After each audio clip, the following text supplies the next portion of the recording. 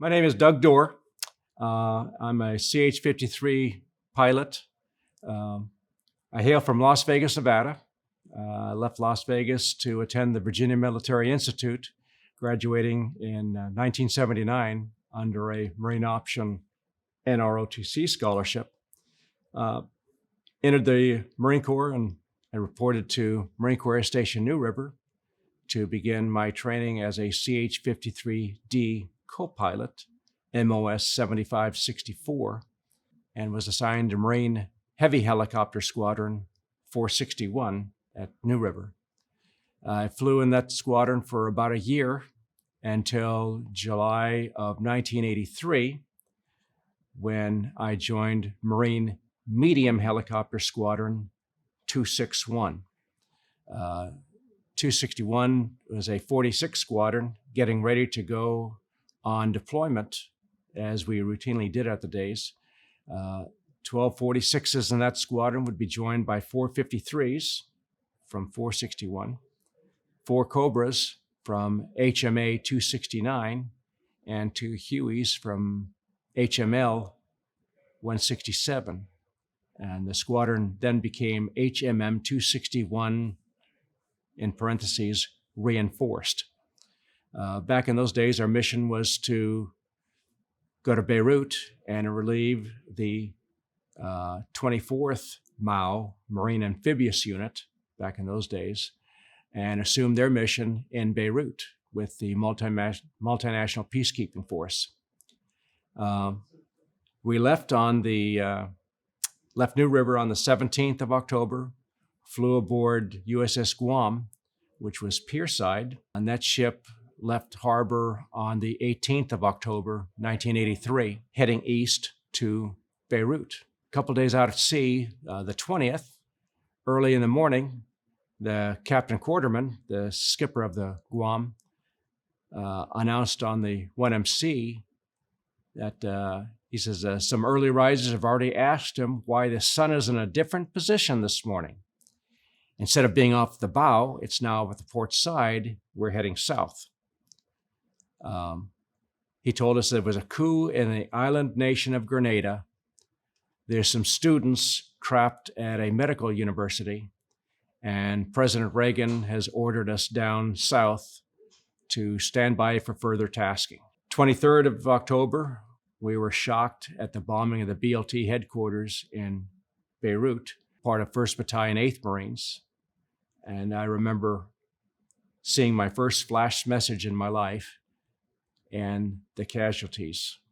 And we all knew someone that was killed in the Beirut bombing. On the early morning of the 25th of October, 0230, we're in the wardroom receiving my first combat brief of my life. And when we started talking about the intelligence and the threat, I remember looking around the room wondering how many of us are going to be alive in 24 hours. We also learned for the first time that the Army was participating in Urgent Fury. They were going to take the southern half of the island, and we had the basically northern half, and our mission was to seize Pearls Airfield in the east and the town of Grenville in the just south of Pearls Airfield. Our mission was to carry 2 Jeeps and a trailer with each 53. We had 3 53s flying, the 4th one being held in reserve, and all the 46s, Hueys, and Cobras. To launch that many aircraft of such a small deck was a problem that Captain Quarterman, the skipper of the Guam, said that in Vietnam, they used to launch the skids off of the elevators of the ship. And they would launch their way, and then the helicopters, wheeled helicopters, 46s, 53s, would take off in their normal lift. So we got all 21 of 22 aircraft flying, orbiting. We pushed, headed on in to land at LZ Buzzard, which was slightly south of Pearls Airfield, dropping Echo Company of 2nd Battalion, 8th Marines into the LZ. The 46s dropped their troops. We came in, dropping our tow jeeps, and then heading back to ship. As we were pulling out of the zone, the anti-aircraft guns on Hill 249 opened up on us. Fortunately, they were shooting at sound and didn't see us because it was still dark. And all the rounds were falling behind us. The Cobras engaged the hilltop with 20 millimeter and 2.75-inch rockets, and they abandoned their position. About 11:30, I guess, was the time frame, and I hot-seated to my roommate, Dave Wasink, and I was told to go get chow, go to bed, because I'd be flying in the night assault that evening. So that's what I did. But 2:30 in the afternoon, I was awakened by the operations duty officer, who monitors the flight schedule, coordinates between maintenance control, flight deck control, the tower, et cetera, et cetera. Paul Gehring woke me up to tell me I had to take the desk. And I know I didn't sleep through the night assault. And I'm kind of groggy. And I asked him why I would be taking the desk on the first day when I was supposed to be ODO on day 3. Why isn't Jeff Sharber taking the desk, the scheduled ODO for day 2? And that's when he told me, Dougie, Jeff's dead. 2 Cobras have been shot down. So I ended up taking the desk. By then, the afternoon, things have slowed down. There's not a lot of activity on board the ship because everybody's ashore doing missions. So I'm unaware of what exactly was going on. But as any Marine knows, a Marine does not quit his post until properly relieved. Nobody relieved me, so I was there at the desk as ODO all afternoon, all night, into the next day. Next morning, helicopters start coming back, and crews are getting chow and going to sleep. Early afternoon, 1 o'clock, 2 o'clock, I'm not sure of the time, Granny Amos, our commanding officer, comes in the ready room and tells me, get everybody in here now, call the bridge. So I call the bridge. They make the announcement. Within 10 minutes, all pilots are in the ready room. Granny gives this famous brief that basically surmised that they found another campus of students that they didn't know about, and we're going to go get them. Paused. F the brief, follow me. Turned to me and said, make aircraft assignments. So I made aircraft assignments, and those pilots ran upstairs to launch out and go to rescue the students. The squadron flew to Point Salines, briefed with the Army Rangers and Air Force Special Ops people on the floor, drawing it out in the dirt. The mission basically was that the 46s would fly Rangers into Grand Anse Beach, drop off the Rangers, then the 53s would come in when the word was called that they had the students, and the 453s would land. The students would jump aboard the 53s, and they would fly them off to Point Salines to be flown home and out of harm's way. And then the 46s would come in as the Rangers were collapsing their perimeter and pick them up and get them away. That mission on the 26th should be considered as the first totally joint operation between the Army, the Marine Corps, Navy, and the Air Force. And despite only being briefed an hour ahead of time, every student and faculty member, family member that needed to be evacuated was evacuated safely. All Rangers rescued those students, got them back out, and got themselves out without injury. And the only casualty was one CH-46 helicopter, Echo Mike 00, that hit palm trees when the palm trees swung back from the wind of the rotor system. But we got that aircrew back safely. A very proud moment, something that the joint community looks back on quite favorably, and was basically planned out by 3 lieutenant colonels from 3 different services. Quite something remarkable. I talked about the shoot down of our Cobras.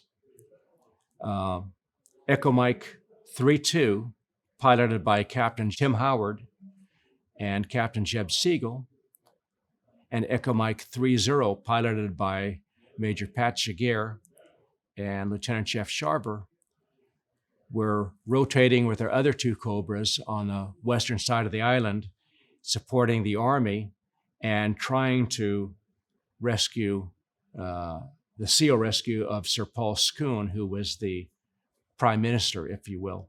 The crews had just gone in. They had been circling about 3 times looking for targets when a ZU-23-2 opened up on Echo Mike 3-2. A 23 millimeter round is about the size of your thumb, and they were firing armored piercing incendiary rounds. Those rounds hit Echo Mike 3-2, knocking out the engines and severely injuring the pilot. As Echo Mike 3-2 was falling out of the sky, a helicopter without engines has the same glide ratio as a falling refrigerator.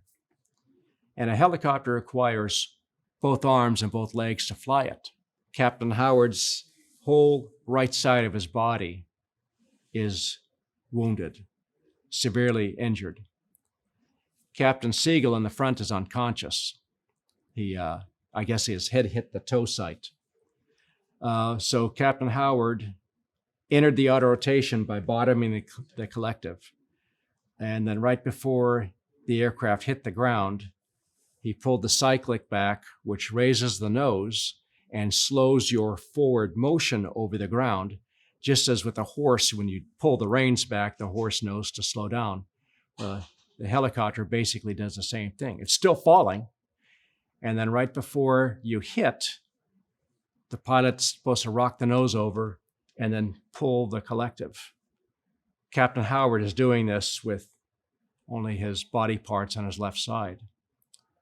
He successfully lands, but hard, and the skids spread. The aircraft remains upright, and the canopy ejection system blows out. Well, that concussion caused Captain Siegel to regain consciousness. So he's wondering how he got there and bails out of the helicopter and runs a few feet away and looks back looking for his pilot, Captain Howard, and he looks back.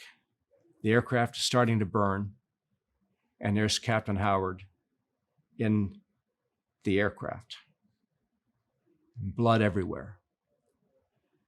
So Captain Siegel runs back to the aircraft, climbs up on top of this burning Cobra, hits the quick release, and extracts Captain Howard, severely wounded, out of the aircraft and moves him about 50 feet away. Echo Mike 3-0 is up overhead, trying to suppress all targets. Everyone is firing at Captain Howard in the LZ and Siegel. Captain Siegel ties off the severe wounds to his arm and leg and tells his pilot, "I'm going to go get help. I'm coming back, and leaves the area. Echo Mike 3-0, again piloted by Jaguar and Sharber, called out on the radio, "A bird is down."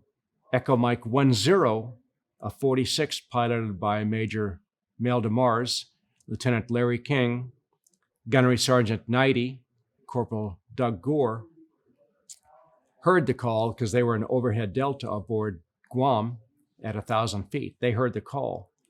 They immediately took off just as fast as they could, did a radio brief with Echo Mike 3-0, heavily engaged, taking out targets, trying to protect people on the ground. Echo Mike 30 told him to fly low into the harbor because he didn't think that the anti-aircraft guns on the hilltops could train down onto them. So Echo Mike 30 kept their heads down while Echo Mike 10 flew in, and they could see the aircraft burning at the stadium. They actually flew so low they had to bunt over sailboats to get to the crash site, and they landed about 50 yards away, or 50 feet, excuse me, and I could see Tim Howard lying there. Gunnery Sergeant Knighty, with his M16 in hand, rushes out of the aircraft and rescues Tim Howard, bringing him back to the aircraft. They're waiting for Jeb Siegel to show up, and he doesn't. We didn't know it at the time, but he was already shot to death. Echo Mike 30, the Cobra, announces on the radio, Winchester, which is the code word, I'm out of ammunition. He says, Echo Mike 30, Winchester, I'll cover you with dummy runs. Go, get out, get out, get out. So Echo Mike 10 picks up, turns, and heads at low level again out the channel and are freed from gunfire. Report on the radio that a Cobra just went down, and Corporal Gore looks out the gunner's window on the left side and sees the impact of Echo Mike 30 into the channel. Both pilots killed. We didn't know it dead at the time, but Major Mars turns to the crash site in hopes that he could do a hoist of survivors. And Gunnery Sergeant Knighty said, sir, what are you doing? We got to get him back. He's going to bleed out, meaning Captain Howard. So they return to the Guam, and Captain Howard is removed from the aircraft, taken down to medical, attended to his wounds. And later, we find out we get Jeb Siegel's body back from the morgue. But the story I want people to remember on that afternoon of the 25th was we lost 2 of our 4 Cobras, and 3 pilots sacrificed their lives to save Tim Howard and the crew of Echo Mike 10. Those 4 Marines lived that challenge every day of their lives, that they're alive today because 2 brave souls paid the ultimate sacrifice so they could get out. 40 years later, to this very day, they can talk about that with deep sentiment and the joy of being alive because of such brave men. On the 27th of October, I was flying again, this time Echo Mike 10, with Captain Tom Williams and our crew chief, Corporal Dan Lawley, and flying what we call PMC run, parts, mail, cargo type thing. Logistics runs, beans, bullets, Band-Aids for Marines still engaged on the island.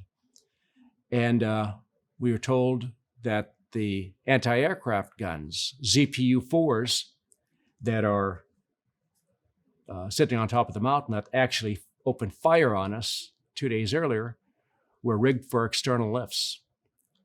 So we went in, and I flew the first gun, picked it up. As a pilot, you can't see the load. You're getting all your directions from the crew chief telling you down 5 or left 5 or whatever, and hooks up the load and then tells you to fly out. And we took that first gun to Pearls Airfield, and then Captain Williams did the second pickup while I was skillfully monitoring the gauges and flew that one in. Well, unknown at the time, there was a photographer on the ground who took a photograph of that second gun, again, flown by Captain Williams, very high resolution color photograph, beautiful picture, beautiful action shot.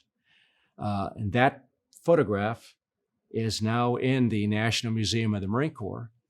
And as a temporary exhibit, that gun, which sat in front of our squadron for 35 years and then disappeared, no one knew where it was. And on 8 October of this year, the National Museum of the Marine Corps displayed that gun with the photograph of us externaling it to Pearls Airfield. There's also a tow jeep there, which is representative of the tow jeeps that we took in with Echo Company. So it's quite a shock to see that gun and have such a personal history with that exhibit that's now in the museum. In 2008, we returned to Grenada for the 25th anniversary of Urgent Fury. A remarkable experience. The island has transformed into a tourist economy, and the citizens, very kind, very generous people. One of our pilots, Captain Robin Sides, a Huey pilot, got out of the Marine Corps, became a corporate minister, and his parent church became affiliated with a church in Grenada. Well, Robin Sides contacted the church, and a gentleman by the name of Nehru Lostley said, "When you're down here, let's get together." So while I was busy herding ants, like any reunion planner of a military reunion does, in between our activities, Robin had met with Mr. Lostley. And he told Robin, he says, "My father-in-law owns a junkyard. And I remember seeing a piece of a helicopter in that junkyard." Well, I knew that Echo Mike 32 burned up, and the ordnance cooked off and exploded. I know that Echo Mike 30 crashed at sea. So I automatically assumed it was an Army Black Hawk and pish-poshed the notion of going over there. And again, I'm kind of busy as a reunion planner, and I discounted it. And then we left to go back home.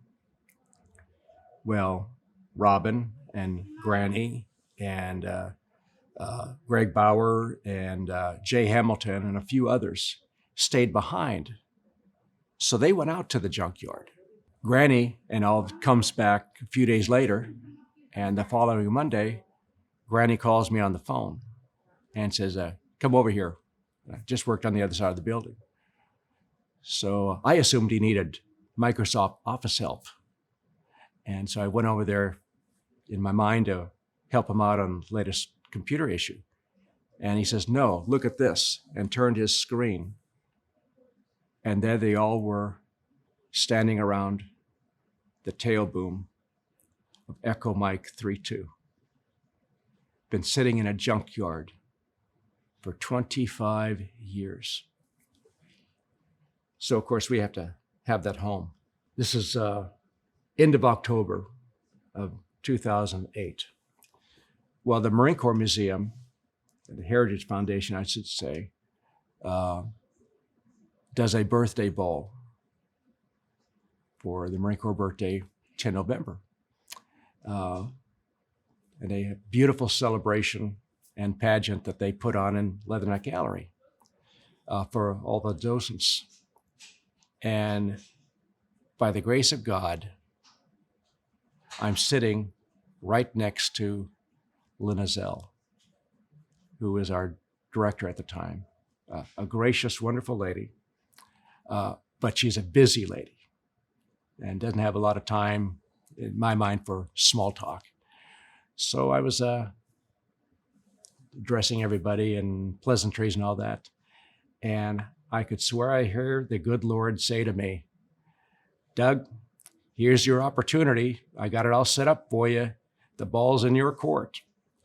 So I turned to my right and and welcomed Mrs. L and told her about our trip to Grenada and our find of the tail boom. And I remember, her body just jerked like it was hit by electricity. And she turned to me and said, "We've got to have that back for the museum." And I said, "Yes, ma'am. I was hoping to hear you say something like that, and I'm trying to bring it back." And it took us 6 months. And everything I tried failed. I was really out of ideas. The FedEx, UPS, DHL, all those weren't even interested. So I went to the general and I said, "Sir," I said, "I've tried everything in my power. I don't have any ideas. Do you have something?" And I remember him sitting back in his chair, leaning back, and saying something to the effect of, "I've never used my general officer trump card until now. Let me think about it." Short of the story is that Granny contacted the Assistant Commandant of the Marine Corps at the time, General Amos. No family relation, just same name. So Assistant Commandant, later Commandant Amos, said, "Granny, thanks for letting me know. I got it from here."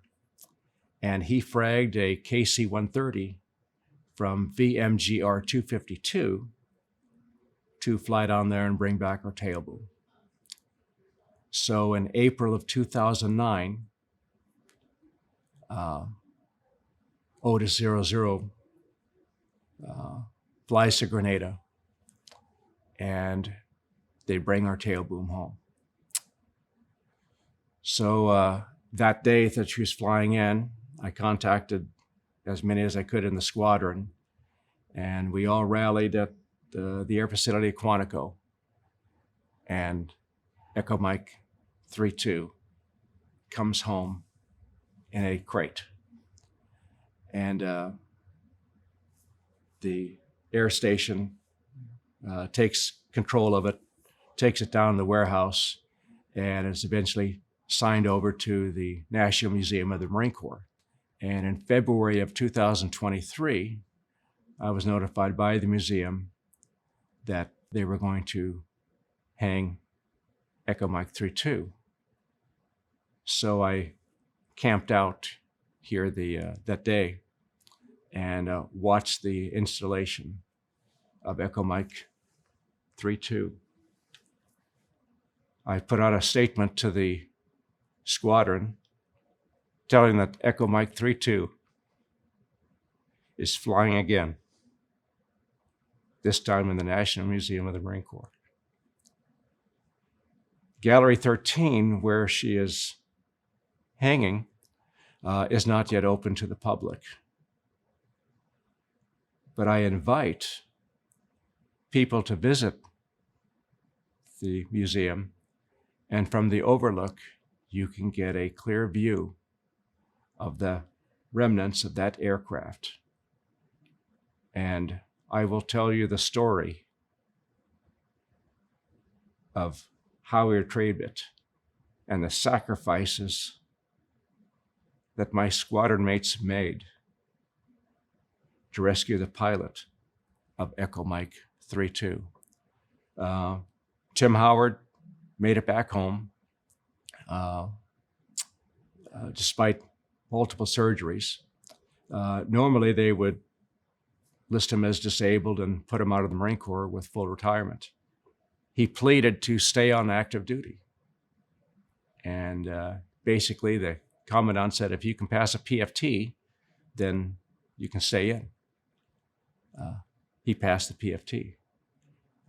Tim Howard retired as a colonel out at Pacific. He was the G2 for intelligence for Morph PAC.